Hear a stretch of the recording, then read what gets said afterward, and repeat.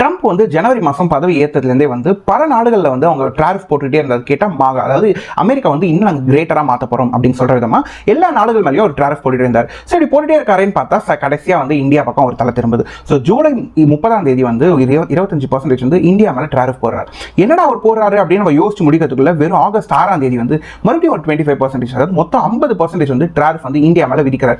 So இந்தியாவிலிருந்து வரக்கூடிய எல்லா ப்ராடக்ட்ஸ் மேலேயும் நாங்கள் 50% டாரிஃப் போட போகிறோம். அதுக்கு அவர் என்ன காரணம் சொல்றாரு அப்படின்னா, இந்தியா வந்து ரஷ்யா கிட்ட வந்து இந்த ஆயில்ஸை வந்து அதிகமாக இம்போர்ட் பண்ணுறது, அதுக்கப்புறம் பெரிய இந்த மிஷினரி மிலிட்டரி எக்யூப்மெண்ட்ஸ் எல்லாம் அதிகமாக இம்போர்ட் பண்ணுறது, இந்த மாதிரி பல ட்ரேடிங்ஸ் வந்து ரஷ்யா கிட்ட வச்சிருக்கிறது எங்களுக்கு சுத்தமாக பிடிக்கல அப்படிங்கிற மாதிரி சொல்றாரு. பட் இதுக்கு இந்தியா என்ன பதிலடி கொடுக்குறாங்க அப்படின்னா, நாங்கள் மட்டும் தான் வாங்குறோம் நீங்க சொல்றீங்கன்னா அது ரொம்ப பொய். இன்னும் சொல்ல போனால் அமெரிக்காவும் யூரோப்பியன் யூனியனும் ரொம்ப அதிகமாகவே வந்து ரஷ்யா கிட்ட வந்து நீங்க இந்த கேஸ் வாங்குறது, எல்லாமே நேச்சுரல் கேஸ் வாங்குறது, பல விஷயங்களை வந்து நீங்க ட்ரேட் பண்ணிட்டு இருக்கீங்க. அண்ட் நாங்கள் மட்டும் இல்லாமல் இந்த சைனா, வியட்நாம் சொல்லிட்டு எல்லா நாடுகளும் தான் வந்து அவங்க கிட்ட போயிட்டு இருக்கு. பட் இந்தியா மட்டும் நீங்க கார்னர் பண்றதுக்கான காரணங்கள் என்ன அப்படின்னு சொல்லிட்டு அவங்க கேள்வி வைக்கிறாங்க.